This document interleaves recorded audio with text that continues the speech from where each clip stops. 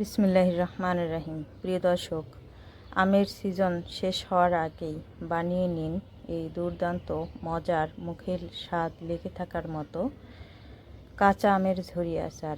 একদম ইউনিক পদ্ধতিতে এই কাঁচা আমের ঝুরি আচার তৈরি করেছি। এইভাবে আচারটা বানিয়ে আপনারা কোনো রকম ফ্রিজ ছাড়াই মাস জুড়ে, বছর জুড়ে সংরক্ষণ করে রাখতে পারবেন। এবং এই আচারটা পারফেক্টভাবে বানানোর জন্য পুরো ভিডিওটি দেখার জন্য সবাইকে অনুরোধ জানাচ্ছি। আপনারা যদি কেটে কেটে এই কাঁচা আমের আচার তৈরি করার ভিডিওটা দেখেন তাহলে কিন্তু পারফেক্ট রেসিপিটা জানতে পারবেন না। চলুন তাহলে দেখে নিই আজকের এই কাঁচা আমের ঝুরি আচার রেসিপিটি। এখানে আমি কতগুলো আম নিয়েছি, তো আমগুলোর খোসা ছাড়িয়ে নিচ্ছি। তো প্রিয় দর্শক, প্রথমে কিন্তু আম ধুয়ে নিতে হবে, তারপর খোসা ছাড়িয়ে নিতে হবে। এখন এই এক এক করে কাঁচা আমগুলোর খোসা ছাড়িয়ে নিচ্ছি। এইভাবে আপনারা কাঁচা আমের ঝুরি আচার বানিয়ে খিচুড়ি ভাতের সাথে পরিবেশন করতে পারবেন।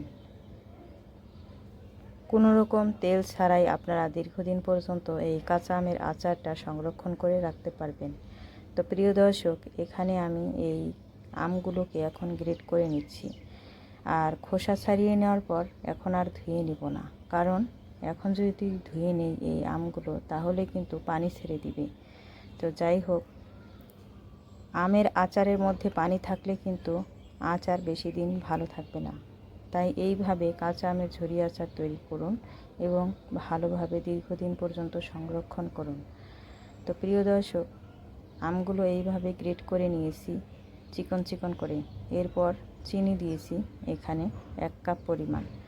তো আপনারা আপনাদের পছন্দ মতো চিনি দিয়ে দিবেন। যে যেরকম স্বাদ পছন্দ করেন চিনির, তো সেই রকম চিনি অ্যাড করবেন। চিনির পরিবর্তে চাইলে আপনারা গুড় অ্যাড করতে পারেন।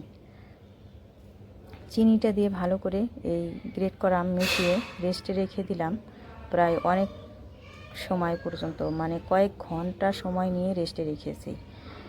এখন চিনির শিরাটা গলে যাওয়ার পর চুলায় দিয়ে দিলাম, এখন বলক চলে আসছে, দিয়ে দিলাম আধা ভাঙ্গা করে নেওয়া শুকনা মরিচ, ভেজে রাখা মরিচ আমি এটা দিয়েছি। তো নেড়ে চেড়ে নিচ্ছি। প্রিয় দর্শক, আপনাদের আরেকটি কথা বলি, এখানে আমগুলো তো আমি গ্রেট করে নিয়েছি, আপনারা চাইলে বটি দিয়ে বা ছুরি দিয়ে চিকন চিকন করে কেটে নিতে পারেন। তো এখন এখানে কিন্তু এই মুহূর্তে লবণ দেওয়া যাবে না, লবণটা সবার শেষে দিতে হবে। আচারের কালারটা একটু সুন্দর দেখার জন্য আমি এখানে অরেঞ্জ ফুড কালার দিয়েছি, আপনারা চাইলে বাদ দিতে পারেন বা একটু হলুদ গুঁড়া অ্যাড করতে পারেন।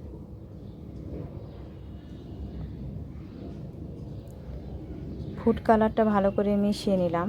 আর এখানে ফুড কালার কিন্তু অপশনাল, এটা আপনাদের বলে দিচ্ছি। এখন একটা সুন্দর সুঘ্রাণ আসার জন্য এখানে গোটা পাঁচফোড়ন এবং গোটা জিরা দিচ্ছি। এটা ভাজা ছাড়াও কিন্তু অনেক সুন্দর একটা ঘ্রাণ আসে। তো এখন দিচ্ছি পাঁচফোড়ন গুঁড়া। এই 3টা মশলাই কিন্তু এই আচারের টেস্টটা অনেক পরিমাণে বাড়িয়ে দেবে।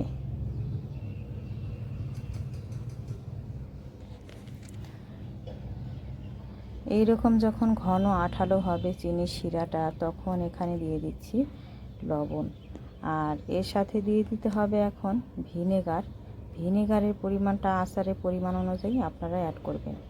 এখানে আমার আচারের পরিমাণ হবে 1.5 কাপের মতো। 1.5 কাপের জন্য এখানে আমি 1.5 টেবিল চামচ পরিমাণ ভিনেগার অ্যাড করেছি। প্রিয় দর্শক, এখন এটাকে আর একটু ঘন আঠালো করে নিব। আর ভিনেগারটা দেওয়ার পর জাস্ট আমি 1 থেকে 2 মিনিট সময় চুলার আঁচ কমিয়ে রেখে তারপর এই আচারটাকে রান্না করে নিব। তো যখন আঠালো হবে তখন নামিয়ে নিতে হবে। তো প্রিয় দর্শক, আপনারা এই আচারটাকে ঠান্ডা করে একটি কাঁচের জারে রেখে দিবেন, কোনো রকম ফ্রিজ ছাড়াই ভালো থাকবে। তো এখন আমি সার্ভ করে নিচ্ছি এই কাঁচা আমের ঝুরি আচারটাকে।